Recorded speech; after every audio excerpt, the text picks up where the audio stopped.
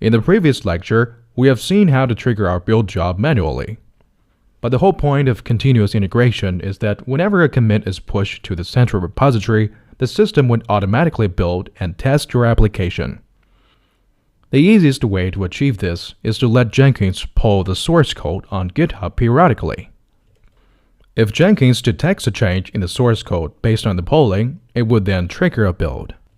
Let's see this in action. Here I am at the Jenkins landing page. Just click the Maven project we just created. Then click Configure. Scroll down to the Build Triggers section and check Poll SCM option. Then in the Schedule field, we'll need to fill in how often we want Jenkins to pull our source code. This field follows the syntax of cron. Cron is a very important concept working with job scheduling services such as Jenkins. Let me quickly walk you through some of the basic syntax of cron. In cron, each line consists of 5 fields separated by tab or white space. Starting from left to right, those fields are minute, hour, day of month, month, and day of week. To specify multiple values for one field, we have the following options. The star sign specifies all valid values. M-N specifies a range of values. A, B, Z enumerates multiple values. For example, 00*** means every day at midnight.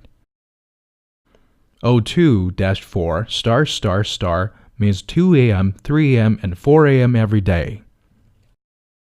In order to detect changes immediately, we would like to pull the source code as frequently as possible. So here we just put 5* here, which tells Jenkins to pull SCM every minute. Then click Save to save the configurations.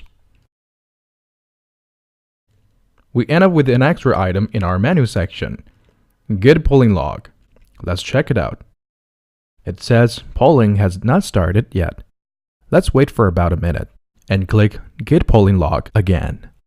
See, it shows us that Jenkins just checked out for changes, and in the end, no changes were found. Jenkins is doing this check every minute. Now, in order to trigger a build on Jenkins, we need to make some changes to the repo on GitHub, which then could be detected by Jenkins. Unfortunately, you won't have permissions to make changes to my GitHub repo directly. In order for you to follow along this course, you will need to fork my repo on GitHub, which will create a copy of the repository under your user ID and allow you to freely make changes without affecting the original repository. Let me show you how to fork the repository. Just go to my GitHub repository, https://github.com/lee-tutorial-maven-project. Now we have opened the Maven project repository.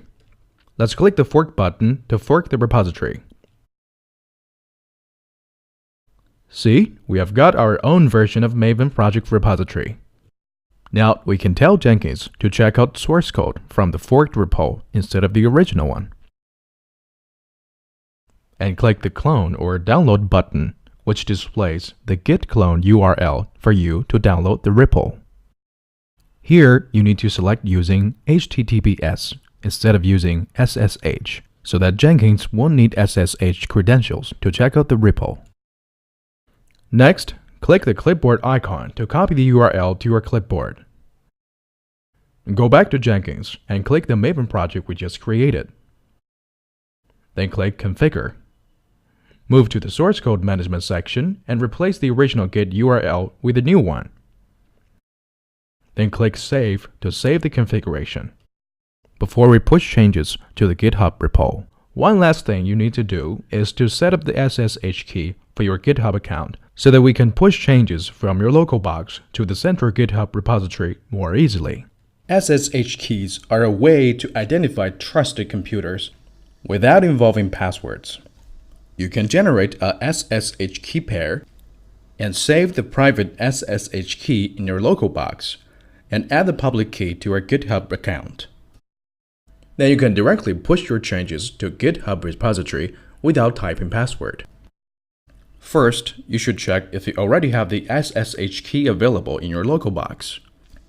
The public key file usually sits under the hidden SSH directory in your home directory. and it usually ends up with .pub extension. I don't have an SSH key pair in this computer, so I will go ahead and create one. If you already have one, feel free to skip this step. Now, let's follow the instruction on the GitHub website to create a SSH key pair. Just copy the SSH keygen command to your terminal to create a SSH key. Here, we stick with the example email address. Just keep hitting enter to go with the default options. The private key and public key have been generated.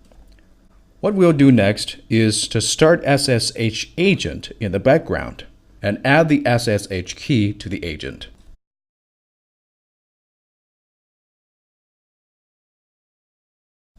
Now, let's copy our SSH public key to the clipboard so that we can add it to the GitHub. Finally, we go back to the GitHub profile and click Settings, SSH key and CPG keys. Click New SSH key and give the public key a title. And paste the public key here and click Add. There you go. The public key has been added to the GitHub. Finally, let's check out the repo and make some changes. Go to the forked Maven project repository under your GitHub account. Make sure you go to the forked repository under your GitHub ID, not the original one. Otherwise, you won't have permissions to push changes to the repository. And click Clone or Download button. Here, you need to select using SSH instead of using HTTPS. Next, just click the clipboard icon to copy the URL to your clipboard. Then we go back to the terminal, issue git clone command, and paste the URL and hit enter. Now, Git is downloading the repository to your local box. The repository has been downloaded. Let's enter the repo and do an empty commit. Just put something as the commit message, then exit. Now, we can do git push to push the latest commit to the remote repo. This should trigger a build on Jenkins. Let's head back over to Jenkins. Refresh the git polling log. See, it says Jenkins has detected the changes, and we can see a build has been scheduled. After the build is complete, click this build. As you see, this build is successful, and it says the build is started by a SCM change.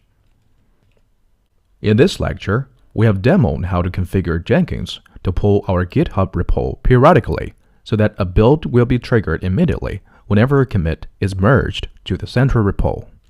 That's it for this lecture. I hope you've enjoyed it.